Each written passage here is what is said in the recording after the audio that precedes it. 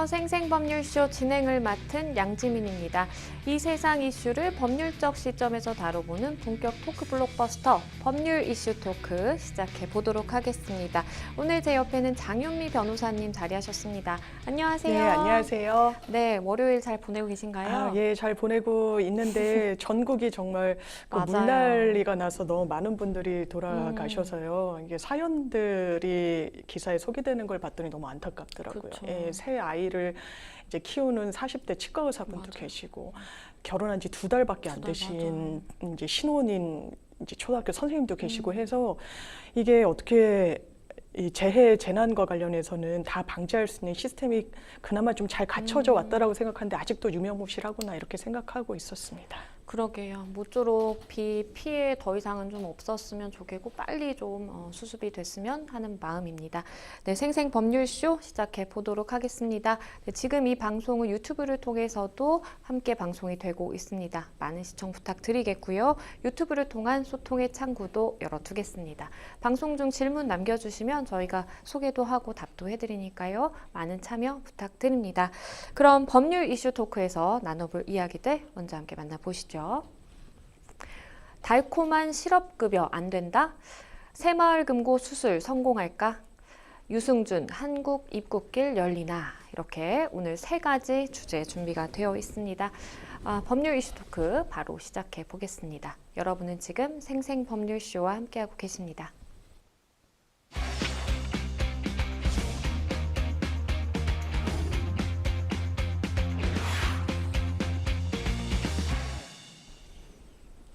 네, 법률 이슈 토크 본격적으로 시작해 보겠습니다. 저희가 준비한 첫 번째 주제는요.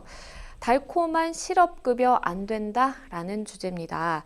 정부 여당이 실업급여 하한액 축소 폐지 방안을 논의하면서 실업급여가 아니라 이제 실업급여라고 말해서 굉장히 논란이 일고 있는데요. 관련된 이야기 좀 나눠보도록 하겠습니다.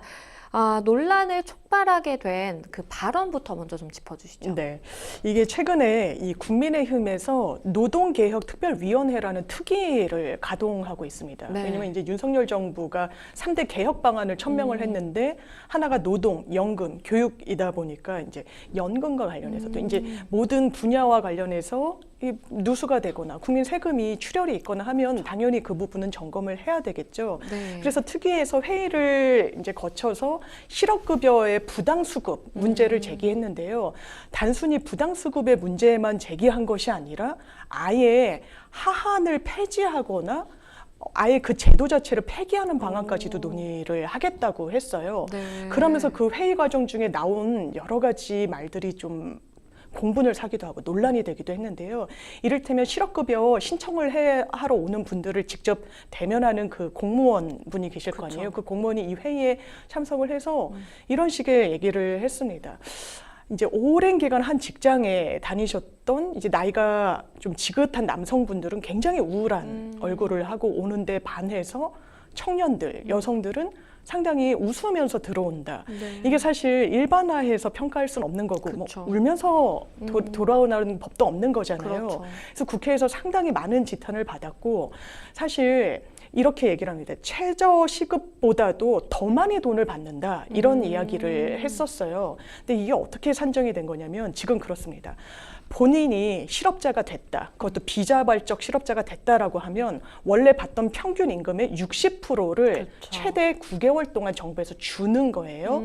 그런데 내가 받던 임금의 60%가 아니라 60%로 산정하면 최저임금에도 못 미치는 이런 분들이 있어서 아주 하한선은 최저임금의 80%로 정해놨습니다. 법으로. 네. 그러니까 오히려 회사 다닐 때 급여보다 이 실업급여가 더 높은 사람들이 상당히 많다라고 지적을 한 거예요. 네. 근데 이걸 어떻게 산정했느냐를 따져봤더니 엄밀하지 않다라는 지적이 또 그 이후에도 상당히 많이 나왔습니다. 원래 이 회사를 다니는 급여 생활자들은 세전 소득이 잡히죠. 그쵸. 근데 그 이후에 세금을 징수하는 과정은 너무나 좀 복잡하고 사람마다 다 다르기 때문에 네. 이 부분을 집계를 낼 때 정부에서 아예 원래 받는 그 연봉에서 10%를 세금으로 해서 제하고 그 금액과 한번 대조를 해봤다는 거예요. 네. 그런데 실제로 많은 근로자들이 소득세 자체를 못 냅니다. 징수 대상 자체가 아니에요. 10명 중에 4명이나 그렇다고 하더라고요. 그러면 실제로 일할 때보다 실업급여를 탈 때 돈을 더 많이 받는 사람이 그렇게 많지 않다라는 지적이 나올 수도 있고요. 그리고 이 제도는 어떤 제도든 문제를 가지고 갈 수 있죠. 그런데 이 제도에 어떤 단점이 있다라고 해서 이게 사회적 안전망의 기초인데 아예 폐지하는 방안까지 논의하겠다고 하니까 상당히 문제가 됐던 겁니다. 그리고 또 많은 사람들이 이제 반발했던 부분이 네. 굉장히 여성과 청년층을 좀 겨냥해서 굉장히 좀 자극적인 발언이 나왔기 때문이 맞습니다. 아닐까라는 생각이 들어요. 예, 이 해당 업무를 담당한다는 그 공무원분이요. 사실 이해하기 어려운 고개를 좀 갸웃되게 될 발언을 상당히 많이 했어요. 그 중에 하나는 아니 젊은 여성들 같은 경우에는 실업급여 타서 봤더니 뭐 땡땡 이게 명품입니다. 명품. 선글라스를 사더라. 네. 청년들 같은 경우에는 실업급여 타가지고 해외여행 여행. 가더라. 이거는 일반화할 수 없고요. 이게 국회에서도 환노위에서 다시 한번 또 문제 제기가 있었는데 실업급여를 받은 돈을 어디다 사용하는지는 객관적으로 그 추적은 되지 않습니다. 돈에는 꼬리표가 없어요. 이 돈을 어디에 썼는지 몰라요. 본인이 퇴직금을 타서 하나 살 수도 있는 겁니다. 그러니까 국회의원들도 그러면 울면서 거적대기 걸치고 가서 읍소하면서 실업급여를 타야 맞냐라고 반문하더라고요. 이게 본인이 그런 경험을 했는지는 모르겠지만 일반화해서 얘기할 수도 없고 실업급여는 본인들이 고용보험을 들었기 때문에 거기에 대해서 타는 겁니다.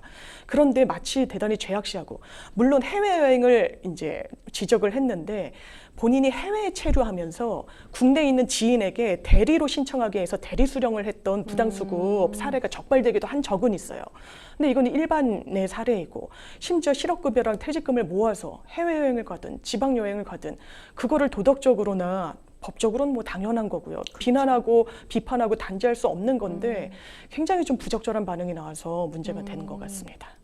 그렇다면 실제로 좀 실업급여가 가진 문제점이라든지 뭐 보완할 점이라든지 이런 것들이 좀 있을까요? 일단 실업급여에 대해서 부당수급 문제는 항상 지적은 돼 왔었죠. 네. 일단 국민의힘 입장에서도 보면 그렇습니다. 2018년도부터 집계를 내놨더니 네. 계속 증가 추세에 있기도 하고 연 10만 명 이상이 부당수급자로 적발이 된다라는 거예요.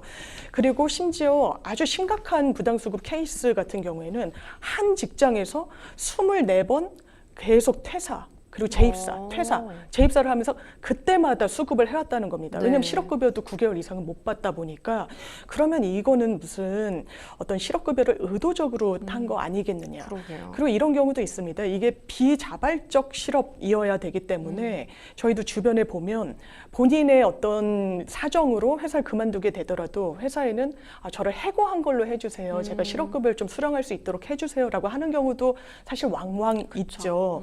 그리고 실업급여를 지속적으로 타기 위해서는 수업을 듣거나 어떤 강의를 정부에서 마련하는 강의를 듣거나 아니면 본인이 구직 활동을 상당히 열심히 했다는 증빙을 내야 됩니다. 그러면 면접을 봤다라는 그 회사의 담당자의 뭐 명함 같은 걸 하는데 지인들의 뭐 명함을 받아서 내가 구직 활동을 했다 이런 경우들도 사실 없지는 그렇죠. 않아요. 그런데 어떤 제도를 운영하든지 간에 뭔가 그 제도의 허점을 이용하는 사람들은 있고 이건 사회적 안전망의 가장 기초적인 거고 OECD 국가 중에 이런 실업급여 제도를 운영하지 않는 나라는 거의 찾아볼 수가 없기 때문에요. 제도 자체를 폐지한다, 하한선을 아예 없앤다라는 건 좀 문제가 있어 보입니다. 그러면 사실은 이제 편법이 굉장히 좀 많은 것 같다라는 생각도 드는데 현재 실업급여 제도에 대해서 좀 설명을 해주시죠. 지금 말씀드렸다시피 일단 본인이 받던 월급의 60%를 받습니다. 네. 이게 급여가 상당히 많았던 분들 기준으로 한다면 적은 금액은 아닐 수 있어요. 네. 그리고 굉장히 적은 금액을 받았던 분들 같은 경우에는 최저임금의 한 80%까지는 어쨌든 보장을 해주기 때문에 어떻게 보면 눈먼 돈 아니냐라고 해서 부당수급의 문제가 상당히 제기가 되고 있는 건데 일단 계속해서 9개월 동안 타기 위해서는 한 달에 한 번 이상은 면접을 봐야 돼요. 그러니까 아까 말씀드렸다시피 아는 사람, 그렇죠. 아는 회사, 뭐 지인을 통해 가지고 이 기간을 연장하는 경우도 없지는 않았고 하기 때문에 사실 이걸 부당수급하게 되면 법률상 원인 없이 그 돈을 가져간 거라서 당연하지만 그렇죠. 징구를 당하게 되는 부분이 있고 다만 부당수급의 문제가 좀 근절되고 있지 않다 보니까 이 부분은 단순히 받은 돈을 징수하는 것을 넘어서서 페널티 성격으로 더 많은 금액을 징수한다든지 이런 방안을 모색해야지 이 제도 자체를 훼손하는 건 좀 문제가 있다라는 지적이 나옵니다. 야권에서는 이 실업급여 발언으로 야기된 정부 여당의 구직 청년 비하 발언의 논란에 대해서 연일 비난의 목소리를 쏟아내고 있는 상황입니다. 그렇죠. 실업해서 달콤한 실업이라고 명명한 것부터 상당한 지탄을 많이 받기도 했고요. 네. 왜냐하면 본인들은 아무 노력을 다하지 않으면서 국민 혈세를 빼먹는다라는 느낌으로 그런 맞아요. 뉘앙스로 비판적으로 명명을 한 것이기 때문에 이렇게 야당은 비판했습니다. 실업급여가 적선이냐? 아니다. 사회적 안전망인 것이다 라고 비판했고요. 마치 국민을 미개하다고 상정하고 계몽하겠다라고 하는 거냐라는 지적도 나왔고요. 이건 청년층 갈라치기의 악마화의 아주 전형이다라는 아주 강도 높은 비판도 나왔는데요. 왜냐하면 해외여행 간다, 명품을 사들인다라고 하면 딱 즉각적으로 반감이 들기 마련이잖아요. 그렇죠. 그것도 내가 내는 세금으로 그런 혜택을 누린다는 아주 1차적인 반감이 들도록 언어 구사를 했기 때문에 그래서 바로 이후의 보도들을 보더라도 실제로 그 실업급여 대면하는 창구에서 일하시는 공무원분들이 그런 어떤 경험은 잘 못한다라는 거예요. 그리고 만약에 있다고 하더라도 뭐 100명 중에 한두 명 정도 그리고 실업이란 게 지금 중장년층 뭐 마찬가지지만 청소년층의 실업 문제는 상당히 만성화되고 있습니다. 그런데 사회에서 첫 발을 내딛고 해고에 처했을 때 다시 한번 재기의 기회를 주고 최저생계비 이게 왜냐하면 최저임금의 80%로 하더라도 받는 돈은 200만 원이 안 되거든요. 한 180만 원 정도예요. 네. 그래서 한 실업수급자의 인터뷰를 봤더니 명품을 사거나 할 정신도 없다는 거예요. 왜냐하면 180만 원 정도면은 정말 빠듯한 생활비라는 겁니다.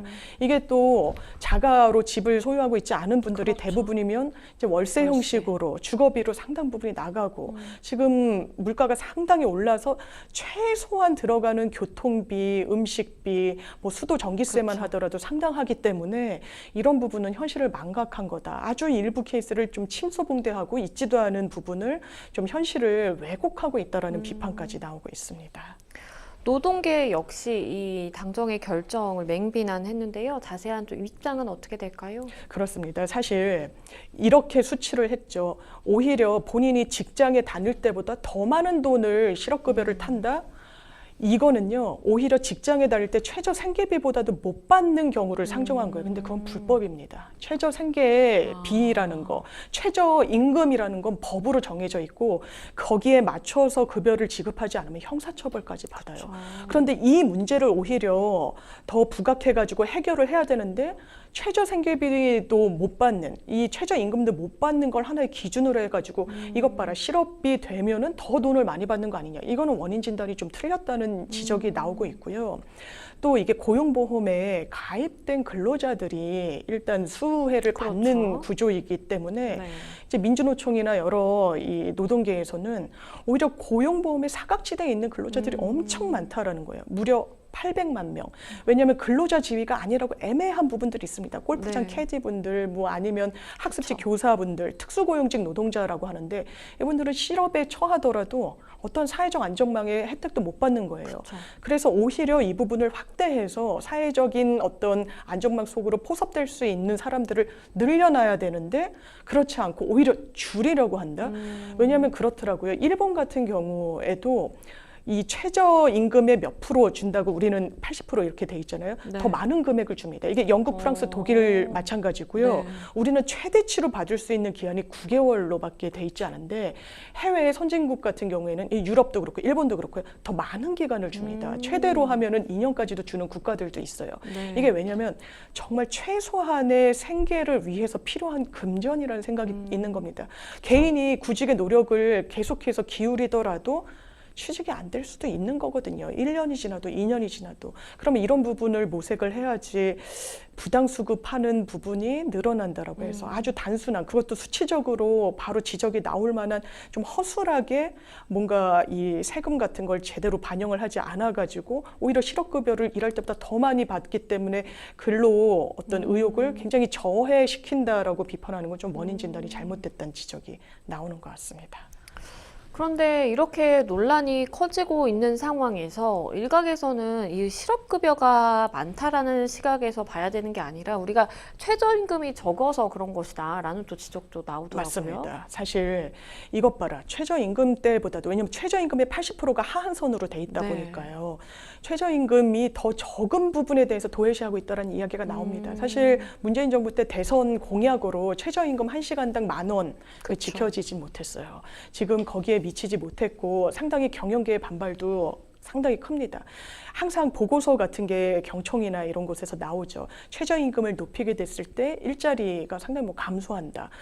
일리가 있을 수 있습니다. 자영업자 같은 경우에는 이게 상시적으로 들어가는 비용이 너무나 높아지다 보니까 내가 근로자를 한 명 더 고용하는 일 가족한테 아니면 혼자 하겠다 이런 선택을 할 수도 있으니까요. 그래서 이런 부분을 잘 헤아려야 되겠지만 사실 최저생계비가 그러니까 최저임금이 우리나라가 많이 오르지 못했던 부분도 있어요. 계속해서 최저임금위원회에서도 이 공방을 벌이고 했던 게 경영계와 또 노동계 입장이 너무나 상반되기 때문인데 지금 정확하게는 계속 상승하고 있는 물가 인상분을 고려하지 않을 수는 없을 것 같습니다.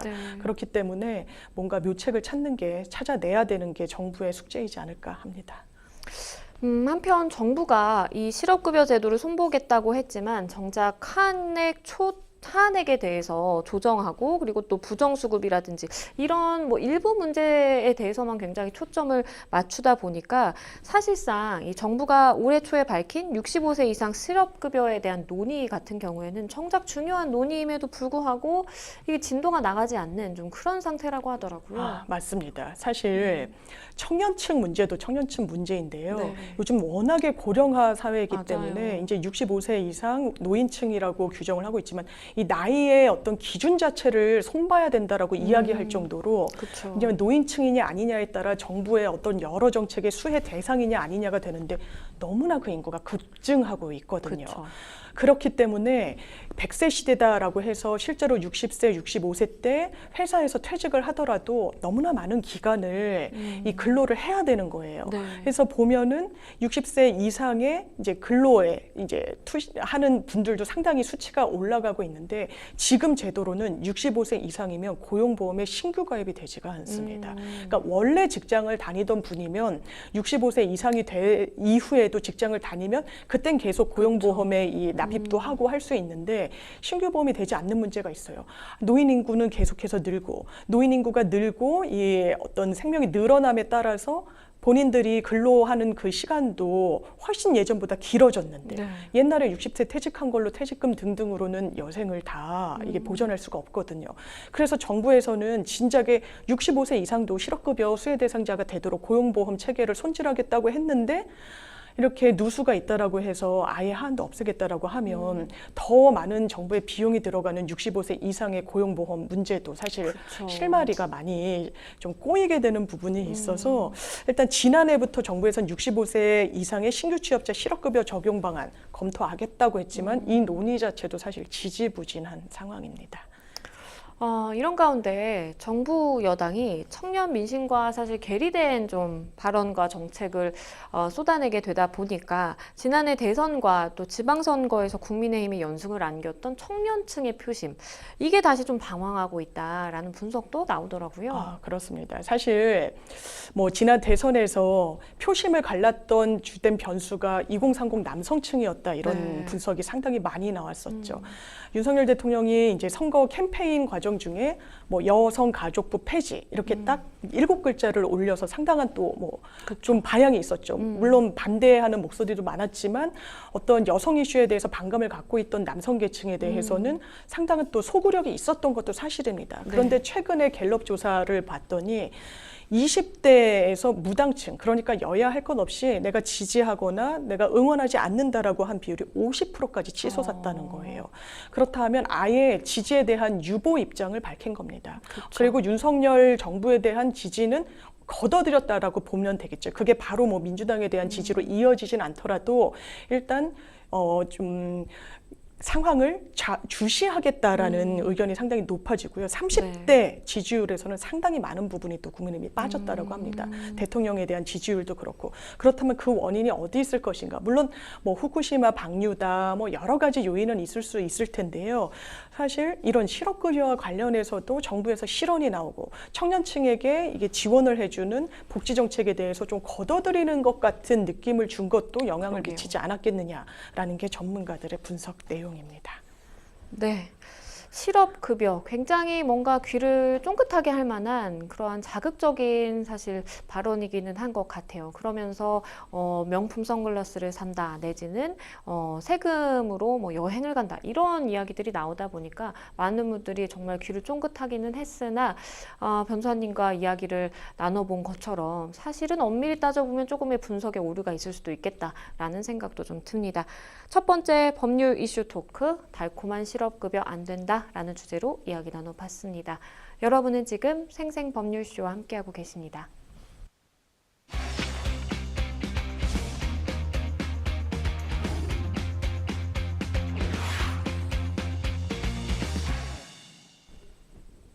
네, 법률 이슈 토크 다음 주제로 넘어가 보겠습니다. 저희가 준비한 두 번째 주제는요. 새마을금고 수술 성공할까라는 주제입니다.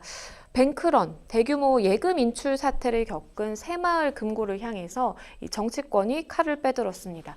정치권에 따르면요, 여야 모두 새마을금고법 개정을 논의 중이다라고 지금 밝히고 있는데요. 자세한 내용 어떻게 될까요? 그렇습니다. 최근에 새마을금고의 이른바 뱅크런 사태가 상당히 기사가 그렇죠. 많이 됐습니다. 네. 새마을금고에 본인의 예금을 예치시켜 놓은 분들이 이걸 엄청나게 뺀 거예요. 그 전에 상황을 보면은 새마을금고가 뭐 위험하다. 그리고 유튜버에서 경제 전문가를 자처하는 분들이 이런 어떤 뭐 소문이랄까요? 그리고 뭐 분석을 상당히 많이 유포시키기도 했고, 네. 그래서 엄청 많은 돈이 빠져나가게 됐던 겁니다. 네. 그렇다면 새마을금고는 중앙회가 있고 각각의 이 지방의 새마을금고들이 있는데 독립채산제라고 하더라고요. 각각이 운영을 하는 겁니다. 물론 중앙회에서도 컨트롤하기도 하지만 각각이 사업을 하다 보니까 그쵸. 이 부분과 관련해서 어떤 손길이 잘 미치지 못하는 부분이 있는 거 아니냐라는 지적도 있었고요. 그리고 아주 이례적으로 보통의 시중은행권은 당연하지만 금융위원회에서 소관 업무를 그렇죠. 보고 있습니다. 근데 새마을금고는 관리감독권을 갖고 있는 게 행정안전부예요. 그러니까 행정안전부에서는 금융기관을 컨트롤하는 데 있어서는 전문성이 금융위보다는 좀 떨어진다라고 봐야 되겠죠. 그러니까 이 새마을금고도 다른 금융권과 마찬가지로 금융위 산하에 관리감독을 받도록 법을 바꿔야 된다. 지금은 법으로 봤을 때 행정안전부 관할로 돼 그쵸. 있으니까요. 그러면 행정안전부는 이게 본인들이 갖고 있는 거니까 노직을 시여하는 상황도 분명히 있는데 그렇겠죠. 실제로 이 새마을금고와 관련해서 행정안전부에서 전담으로 공무원을 몇 명을 배치하고 있느냐. 이건 10명 수준에 불과하다라고 해요. 그런데 새마을금고에서 예치하고 있는 총 자산 규모 284조입니다. 어마어마한 규모예요. 위험해요. 이게 물론 시중 제1금융권보다는 떨어지는 수치지만 웬만한 금융기관보다는 좀 높은 수치거든요. 그렇다면 이게 제대로 컨트롤이 되겠냐. 그래서 제가 전문가분한테도 한번 여쭤봤더니 실제로 행정안전부에서도 관리감독에 실권은 쥐고 있지만 실제로 할 수가 없다 보니까 금융에 많이 이관을 하고 위임을 하고 이렇게 하고 있다고는 하더라고요. 네. 그렇다면 이거를 아예 일원화해서 금융위 산하로 두는 게 맞지 않겠느냐라는 입법 논의가 상당히 활발하고 이번에 새마을금고 사태를 또 계기로도 의원들이 신용사업, 공제사업 아예 금융위로 넘겨야 된다. 이런 이야기들 그리고 입법안 내놓고 제출해서 논의하고 있는 상황입니다.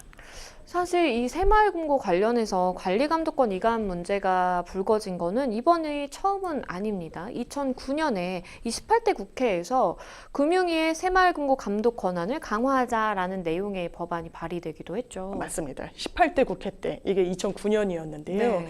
당시는 한나라당 이은재 의원이 입법 발의를 한 내용입니다. 그러니까 금융위의 새마을금고 감독 권한을 강화하자 이런 법안을 냈는데 이게 소관 상임위가 이게 금융 정무위가 아니라 행안위가 된 거예요. 근데 행안위의 어떤 이해관계 때문인지 행정자치부 때문인지 제대로 논의가 안 됐었다라고 합니다. 그냥 임기 만료로 이 국회 18대 국회가 완료되면서 폐기됐어요. 자동 폐기가 됐고요. 19대 국회에도 여러 의원들이 입법안을 냈습니다. 이만우 새누리당 의원, 성한종 새누리당 의원, 뭐 민주당 계열의 의원들도 유사한 법안을 냈는데 또 폐기가 됐고요. 20대 국회에서도 논의가 됐는데 제대로 한 3차례 정도 소위, 그러니까 이제 법사위 문턱도 못 가고 관련 그러게요. 상임위에서 그것도 소위에서 한 3차례 정도 논의하고 그치고, 그러니까 좀 한 발짝도 나가지 못하고 있는 그런 상황입니다. 말씀해 주신 것처럼 15년째 비슷한 목소리가 계속 이어지고 있는 이유는 과연 뭘까요? 행안부는 이 부분을 놓고 싶어 하지 않고요. 네. 금융위는 가져가고 싶어 하지 않는다는 겁니다. 예, 행안부는요, 일단 자산 규모가 아까 280조가 넘는다라고 그랬잖아요. 네. 상당히 관리 감독을 했을 때 얻는 이익이 있다라고 그렇겠죠. 보는 거죠. 예, 그래서 그리고 거기에서 이 거래자만 집계를 내더라도 2천만 명이 넘는다라고 해요. 예, 굉장히 큰 규모이기 때문에 이런 권한을 놓지 않으려고 하고 있고, 금융위는 이미 다른 금융기관도 관리 감독하는데 우리 그쵸. 일손이 태 부족하다. 그렇겠죠. 여기에 지금 2천만 명 이상이 거래하는 새마을금고까지, 그것도 다 독립채산제로 전국에서 그물망처럼 운영되고 있는 걸 그쵸. 우리 보고 떠 안으라고 라는 또 이해관계가 있는 거예요. 그렇겠네요. 오히려 양측의 이해관계가 어떻게 보면 맞아떨어지는 측면이 있는 거죠. 그쵸. 넘기고 싶어하지 않는 부와 넘겨받고 싶어하지 않은 위원회. 그렇기 때문에 입법 논의도 사실 공전을 계속하고 있는 상황입니다. 사실 당사자라고 볼 수 있는 그 두 기관이 서로 보내고 싶지 않고 받지 않고 싶어 하다 보니까 사실은 15년째 계속 이야기만 반복되고 있는 것 같습니다. 행안부와 금융위가 이렇게 난색을 표하고 있는 만큼 이번에도 실제로 개편이 이루어질 수 있을까라는 부분에 대해서 미지수다라고 하는 사람들도 굉장히 많은 것 같아요. 그렇습니다. 왜냐하면 이 김주현 금융위원장이 최근에 뭐라고 발언했는지 보면, 왜냐하면 금융위의 수장이니까요. 이 부분이 이슈가 되고 있는 상황 속에 어떤 발언을 했는지를 짚어보면 앞으로의 방향성을 가늠해 볼 수 있을 텐데요. 이렇게 네. 얘기했습니다.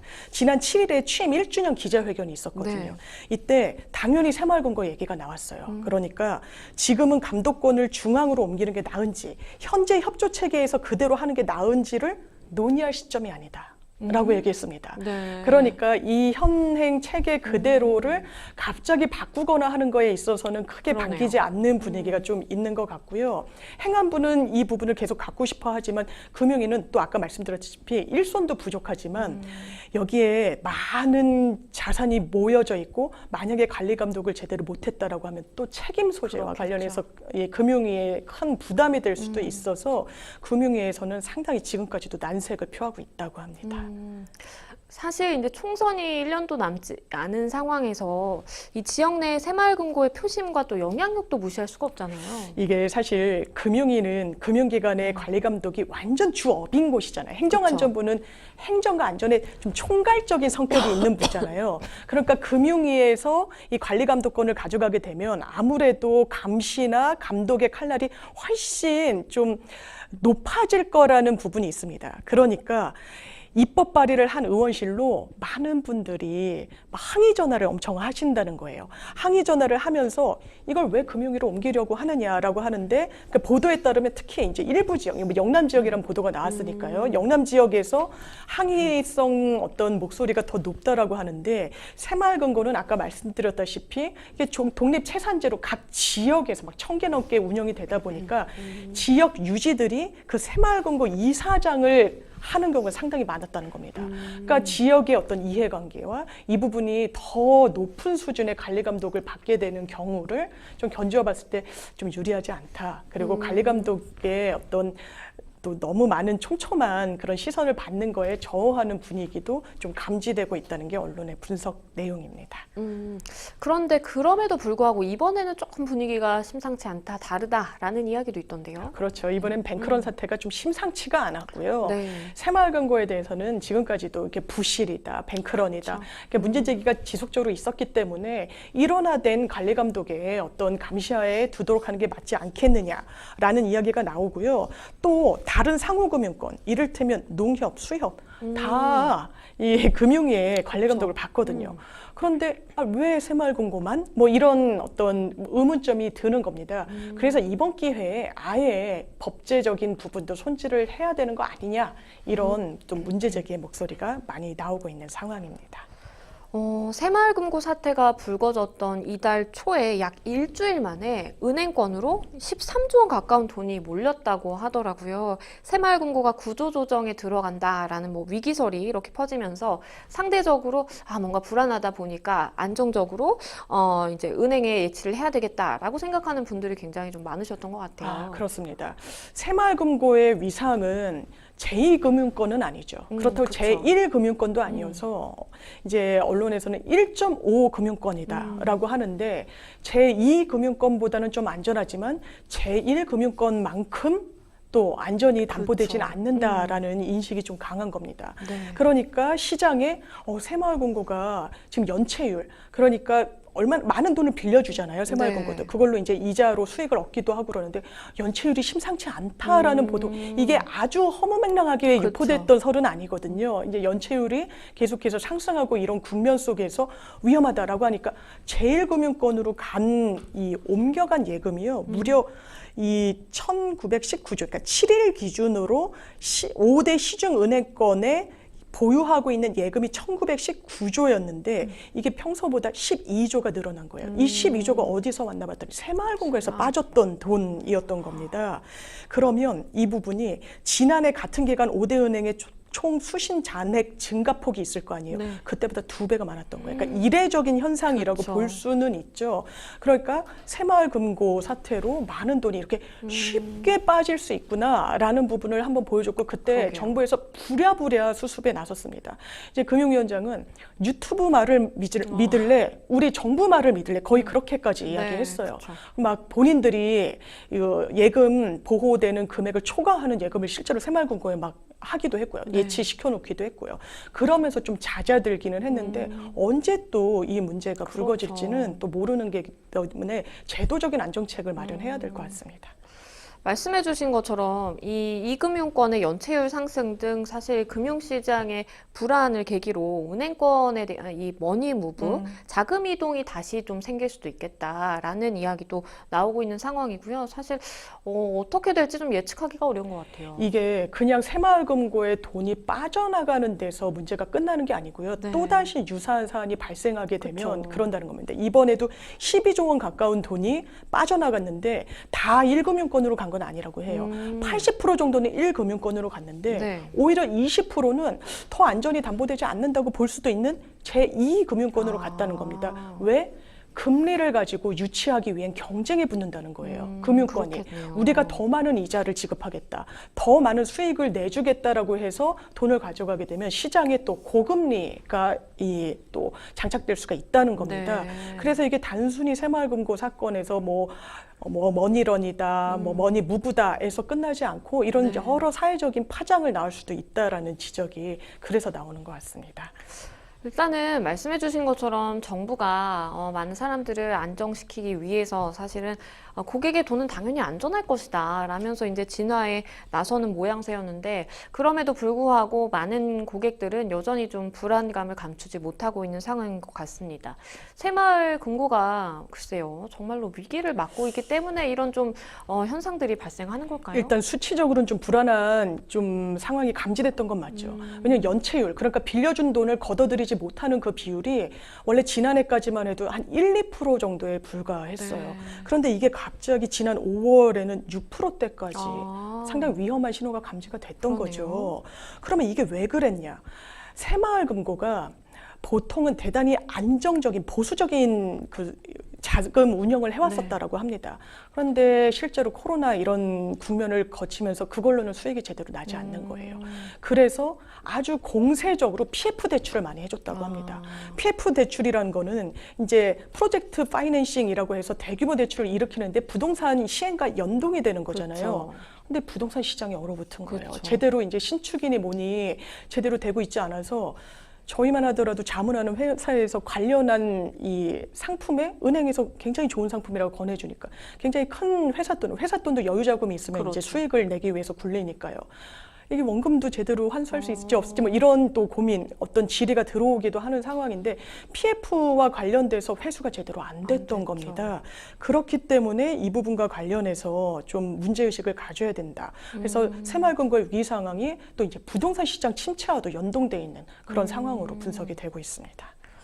그렇다면 이렇게 새마을금고가 공격적으로 부동산 PF를 실행했던 배경은 또 어떻게 될까요? 이게 회장이 바뀌면서 그랬다. 그래서 어떤 새마을금고의 운영 지침이 좀 바뀌었다라는 이야기도 나오고요. 네. 또 경제 상황상 불가피한 선택이었다라는 이야기도 나오는데요.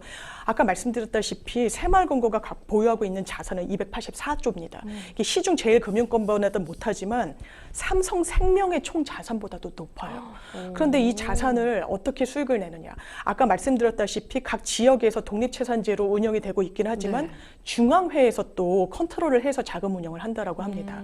그런데 신임 회장이 오면서 코로나가 너무 길어지고 하니까 예전에는 채권 투자 위주로 했었다라고 네. 해요. 어떻게든 손실을 최소화하고 그렇죠. 대신 그렇다고 안정된 자산에 투자를 하기 때문에 반대되는 수익이 또 그렇게 높지는 않은. 그렇다 보니까 코로나 때는 계속 경제가 침체되고 하고 있다 보니까 수익률이 신통찮았던 거예요. 그래서 부동산 PF 대출로 시선을 좀 바꿨던 겁니다. 그래서 상당히 공격적인 자금 운영을 했는데 그것이 또 명암이 있다 보니까 자금 회수가 또 제대로 안 되는 그런 상황이 초래됐다라는 분석이 나오고 있습니다. 그런데 말씀해 주신 걸 듣다 보면 이게 정말 간단치 않은 문제다라는 생각이 듭니다. 왜냐하면 이 PF 대출 관련 경우에는 사실 원금 회수하는 데 있어서 굉장히 장기간이 소요될 것으로 좀 예상이 되는 상황이고, 만약에 그런 와중에 고객들이 뭔가 불안감을 또다시 느껴서 뱅크런 사태가 또다시 촉발이 된다라고 한다면 이거는 정말 위험한 상황이 되지 않을까라는 또 생각도 들고요. 맞습니다. 그렇기 때문에 정부에서는 안심을 시켜줘야 될 거잖아요. 네. 그러니까 유튜버라는 분들이 책임져 주지 않는다라고 굉장히 강도 높게 비판을 했죠. 네. 그리고 이 부분도 정부가 어쨌든 책임을 진다. 그러라고 하면서 김주형 금융위원장은요. 새마을금고 이렇게 안전합니다.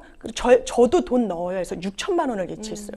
6천만 원이라는 게 좀 상징적이죠. 왜냐하면 5천만 원까지는 원금이 보호되지만 그렇죠. 6천이면은 나머지 1천은 잃을 수도 있는 돈이잖아요. 그러니까 안전하기 때문에 금융위원장 본인 자체가 직접 이렇게 새마을금고의 개인 자산을 예치하기도 했고요.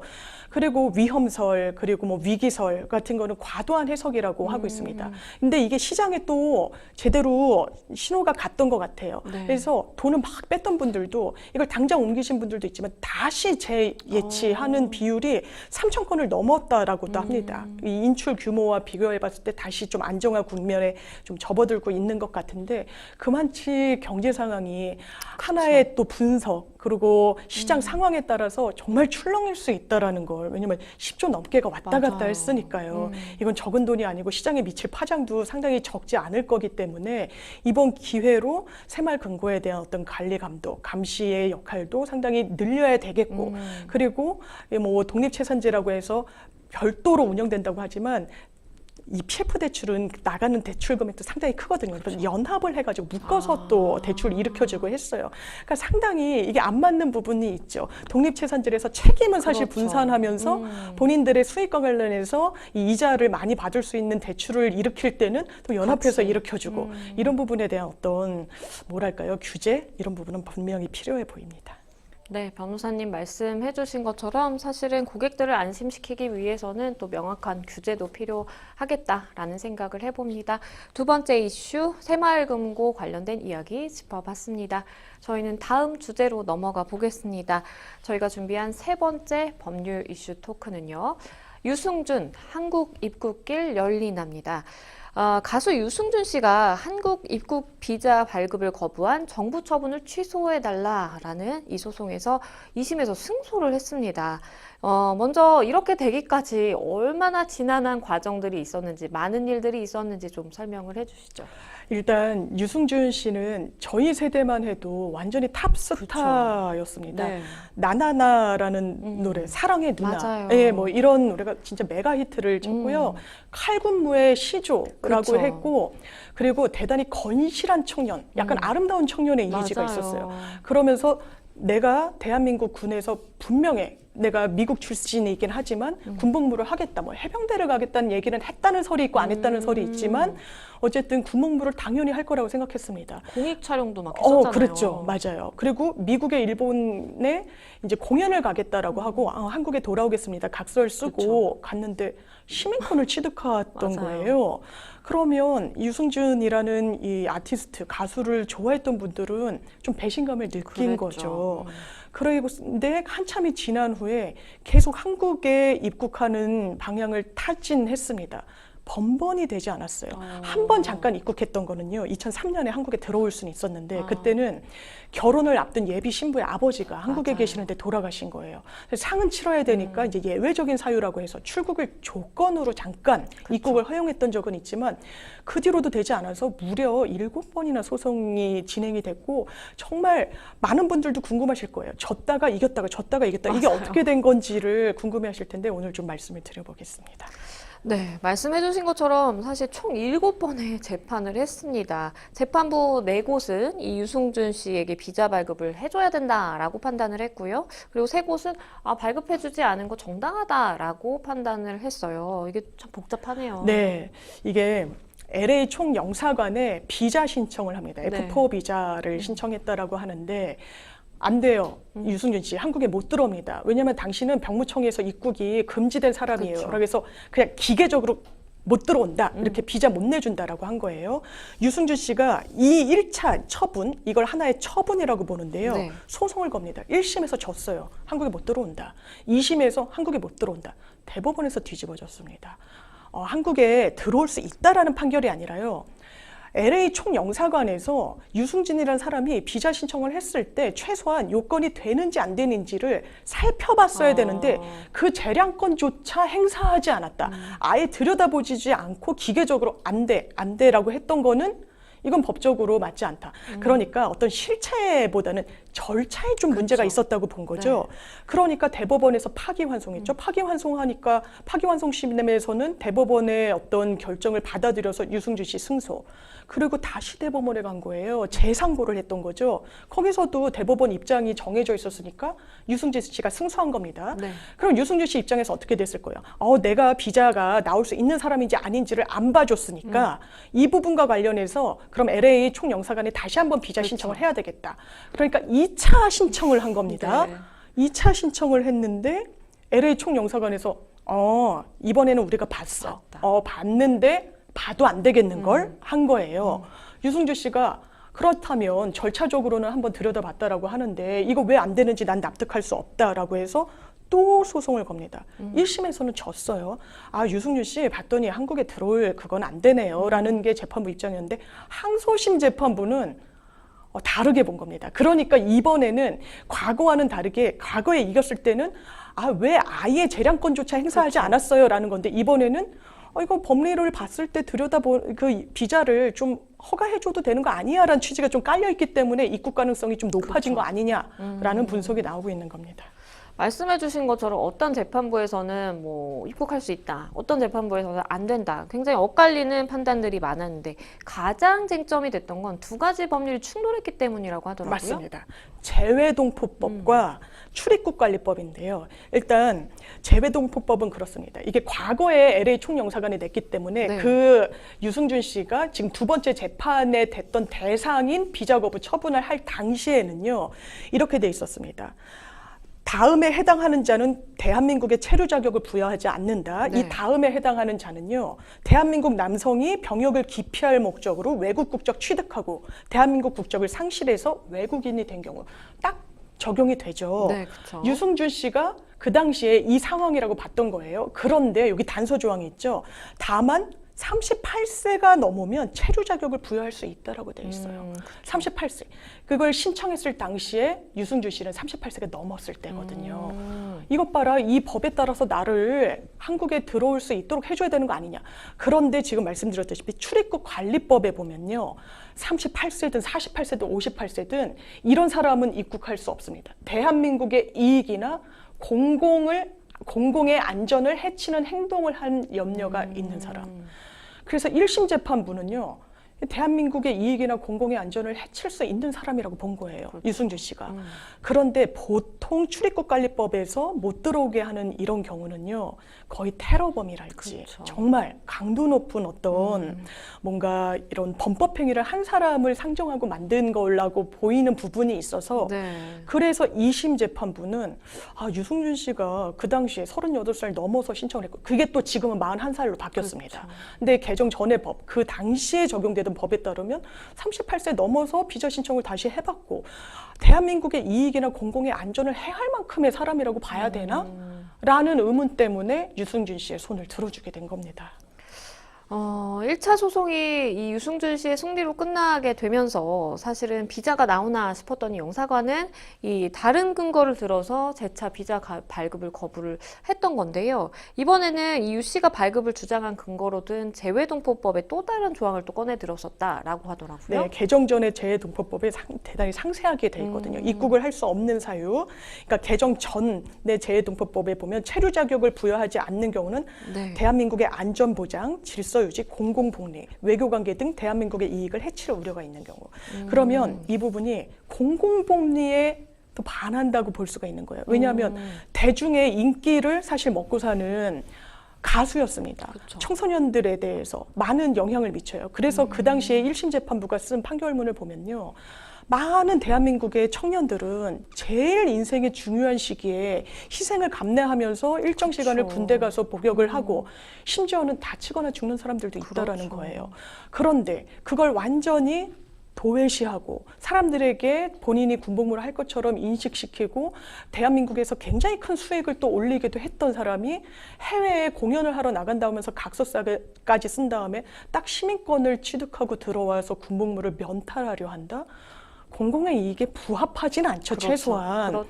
그렇다면 이 사람이 한국에 들어와서 왜냐하면 이번에 비자 신청을 할 때도 취업 목적이라고 기재를 했다라고 하는데 취업이라는 건 유승준 씨가 한국에 들어와서 일반 회사 다닐 건 아니잖아요. 그렇죠. 예, 뭐 단기 아르바이트 할 것도 아니잖아요. 그렇다면 연예 활동을 하거나 TV나 이런 여러 대중매체에 얼굴을 낼 텐데 이것이 과연 국민 법과 함정에는 맞는 것인가? 국민들이 수용할 수 있는 그런 상황에는 이르렀는가에 대해서는 아직도 의견이 일치하지 않는 것 같습니다.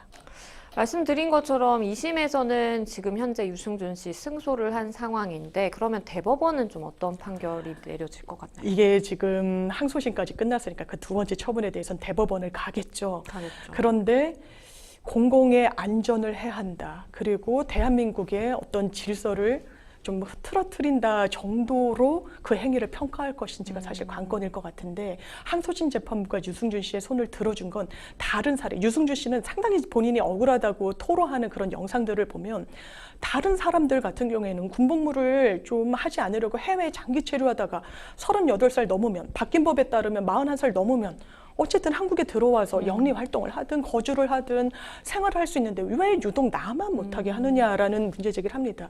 유승준 씨가 이렇게 시민권을 취득한 지로도 너무 많은 시간이 흘렀어요. 그렇다면 이 부분이 대법원 가서 과연 항소심 판결이 뒤집어질 것인가? 그렇지 않을 가능성도 상당히 있다라고 봐야 될 것 같습니다. 그런데 그럼에도 불구하고 실제로 유승준 씨가 대한민국 땅을 밟기까지는 굉장히 좀 쉽지 않을 것이다라는 분석도 많더라고요. 왜냐하면 병무청과 국방부는 상당히 강경한 입장입니다. 그렇죠. 국회에서도 이 부분이 현안 질의에 상당히 많이 나왔어요. 네. 그래서 어떤 국회의원이 유승준 씨의 입국 문제 어떻게 생각하냐고 했더니 병무청 관계자였나요? 전 유승준 씨라고 지칭하고 싶지 않습니다. 스티브 유라고 부르겠습니다. 라고까지 이야기를 해요. 맞아요. 그런데 그리고 또 법무부가 입국 금지 이 조치를 철회하고 있지 않습니다. 일단 법무부의 입장은 강경해요. 비자가 나오더라도 한국에 입국을 정말 할 수 있을지는 또 산 넘어 산의 문제인 것 같습니다. 사실 비자 나오는 것과 실제로 입국하는 건 좀 다를 수 있으니까요. 유승준 씨에 대한 글쎄요, 많은 사람들의 입장은 좀 부정적인 입장이 좀 많은 것 같기도 한데 변호사님께서는 좀 어떻게 보이세요? 이게 많은 분들이 이런 표현을 쓰던데 악질적 병역 비리의 좀 전형이다. 저도 많은 분들한테 실망을 준 점, 대한민국의 병역 의무를 이행하지 않고 대한민국에서 수익만 가져가려고 하는 행태에 대해서는 지탄을 해야 된다라고 생각하고요. 지금 인터넷상에서도 굉장히 많은 좀 설왕설래가 오가는데 네. 젊은 세대한테는 유승준 씨가 좀 낯선 거예요. 그래서 그럴 수 있죠. 지금 9.11 테러 때문에 미국이 어쩔 수 없이 간 거다라는 또 약간 유언비어성 글들도 있어서 막 조목조목 반박하는 다른 글들이 막 올라오고 있다라고 하는데 참 우리 사회에 병역이란 게 상당히 민감한 이슈기도 해서 그렇죠. 유승준 씨가 이런 이슈를 다시 한번 소환하고 있구나라는 생각이 듭니다.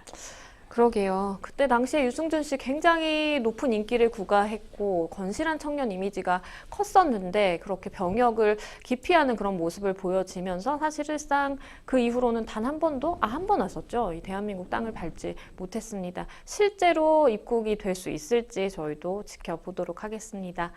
네, 생생법률쇼 마칠 시간이 다 됐는데요. 오늘 함께해 주신 장유미 변호사님 감사합니다. 네, 감사합니다.